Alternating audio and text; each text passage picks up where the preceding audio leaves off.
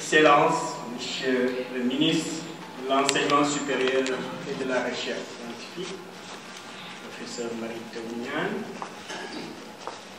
Excellences, Monsieur le ministre Seydou Sy Sall, Monsieur le représentant de Madame la directrice des opérations de la Banque mondiale, Mesdames et Messieurs les représentants des institutions partenaires, Messieurs les recteurs, Messieurs les doyens, chers maîtres, chers collègues, chers invités, Mesdames et Messieurs, nous avons l'honneur de vous présenter le Centre d'excellence africain pour la santé de la mère et de l'enfant, CASAM.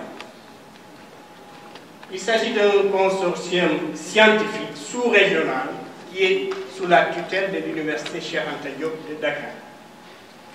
Il est né de la volonté des gouvernements africains et de l'Association des universités africaines, l'AUA, afin de promouvoir une spécialisation en vue d'une réponse adaptée aux défis de développement.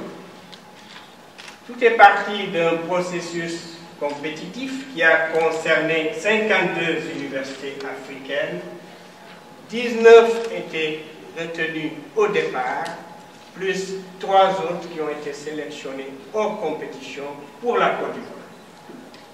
Et ceci, nous le devons à l'appui du groupe de la Banque mondiale, comme en témoigne cette diapositive de signature de la Convention avec, en présence de son Excellence, Monsieur le ministre de l'économie et des finances et de la directrice des opérations de la Banque mondiale d'alors.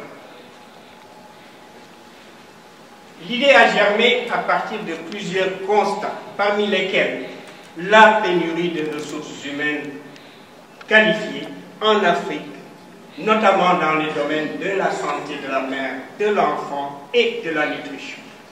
Qui plus est, il y a une inadéquation entre la formation et l'emploi.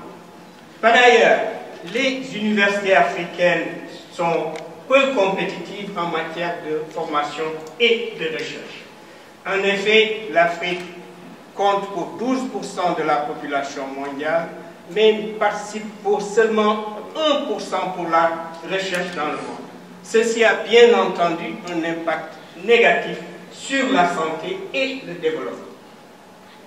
La mise en œuvre de multiples stratégies, notamment dans le domaine de la santé de la mère et de l'enfant en plusieurs décennies, a donné des résultats mitigés bien en deçà de nos attentes, comme en témoigne la non-atteinte des objectifs 4 et 5 du millénaire pour le développement. La mise en place de ce centre vient donc à son heure pour former des ressources humaines en quantité et en qualité, mais aussi pour promouvoir la recherche opérationnelle et l'expertise, pas seulement pour le Sénégal, mais pour l'Afrique.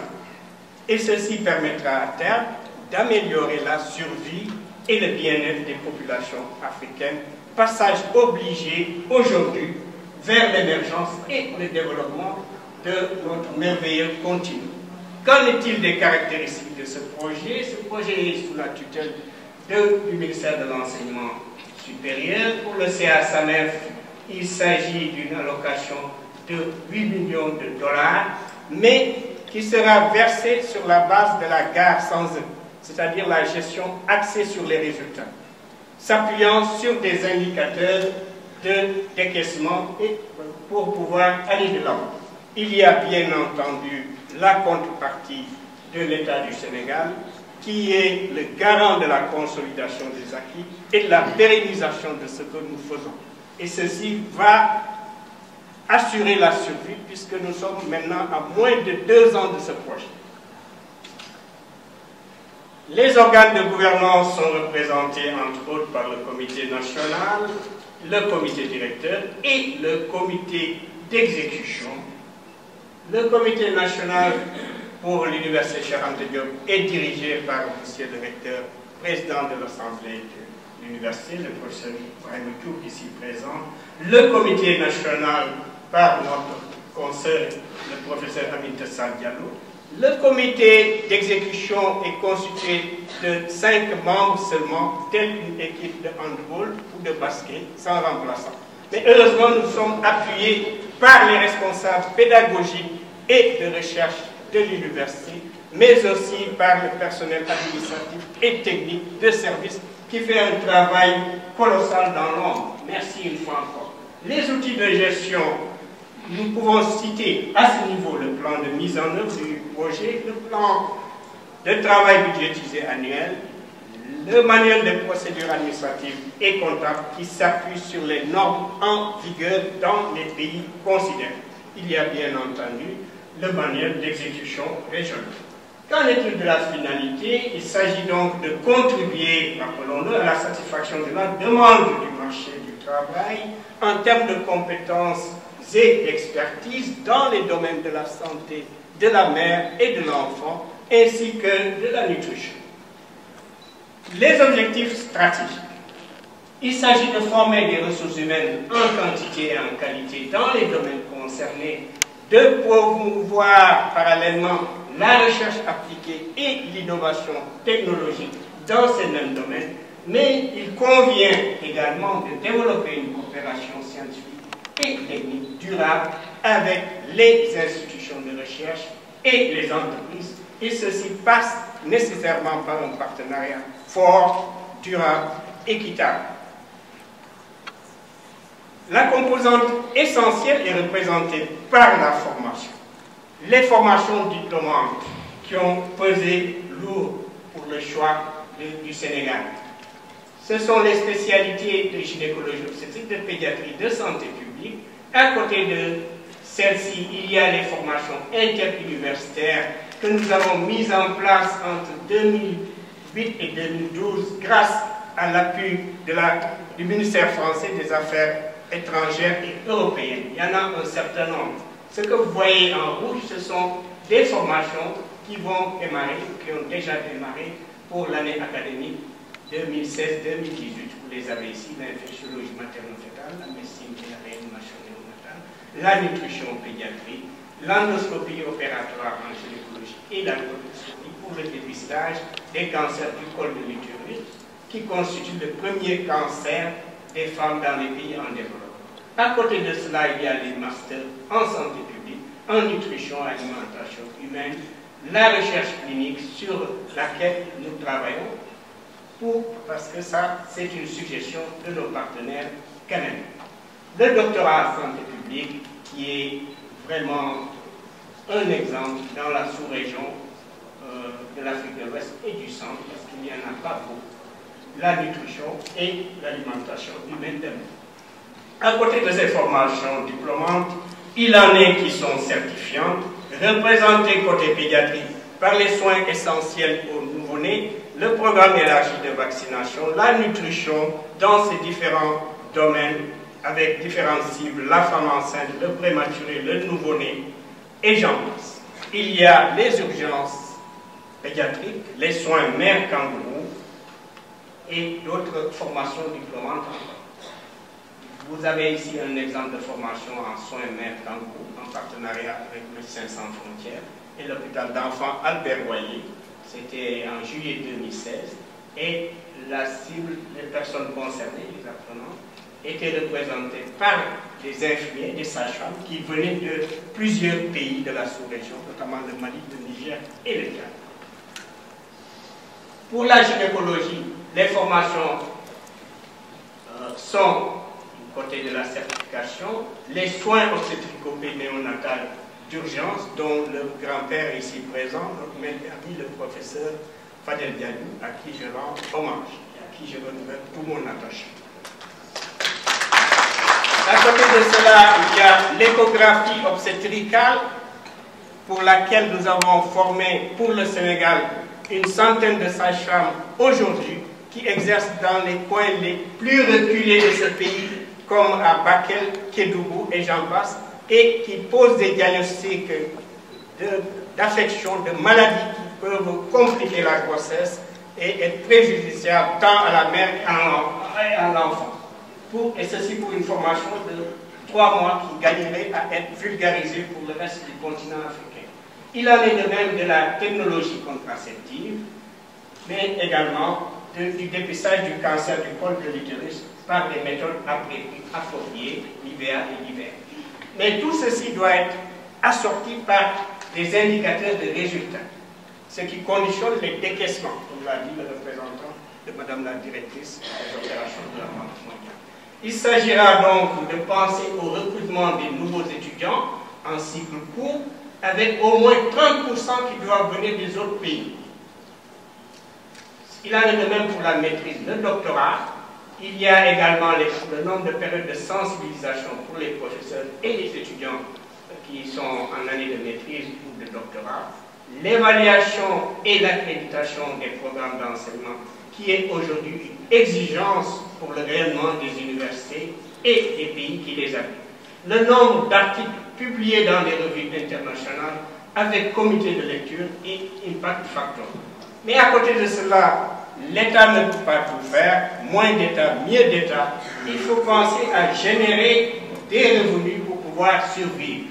Il y a l'indicateur 2.8 qui est important, qui concerne l'amélioration du climat d'apprentissage et de recherche. Et c'est l'occasion de saluer ici, de remercier Monsieur le recteur qui nous a octroyé une villa que nous allons construire le siège du centre d'excellence du CSM. Au moment où je parle, il y a une équipe franco-suisse-belge qui est là, qui doit travailler avec nous sur la simulation.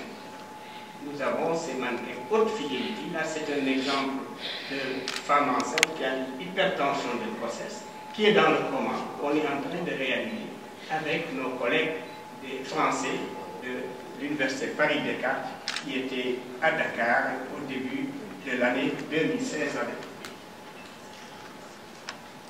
Mais qui dit formation dit accréditation des programmes. Et cela passe par différents niveaux. Il y a le niveau national, au niveau du Sénégal, nous avons l'ANAQ-Sup, l'Agence nationale d'assurance qualité, accrédite les diplômes concernés. Le niveau régional, nous sommes pour parler avec le CAMES, le niveau international avec le Collège royal des médecins et chirurgiens du Canada, pour les différentes formations de spécialité de pédiatrie, gynécologie et santé publique. Et pour les masters, nous travaillons actuellement, de même que pour le doctorat, avec l'HCRS en France, le Haut Conseil pour l'évaluation de la recherche et de l'enseignement supérieur. Voilà, ça c'était lors d'une mission à l'université de Sherbrooke, au Canada, il y a quelque temps, au mois d'avril 2016.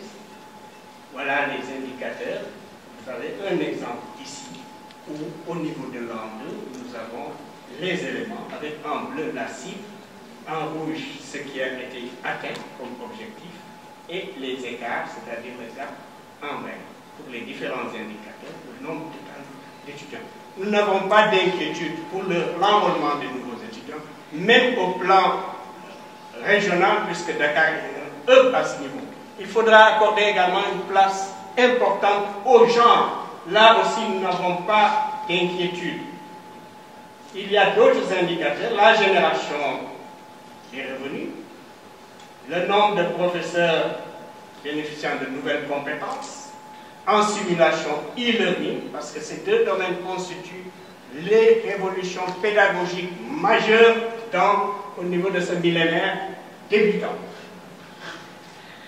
Il y a également le nombre de programmes révisés avec les accréditations, les publications, le pourcentage d'étudiants régionaux ayant fait au moins un mois de stage au CSANF, mais aussi dans les secteurs privés.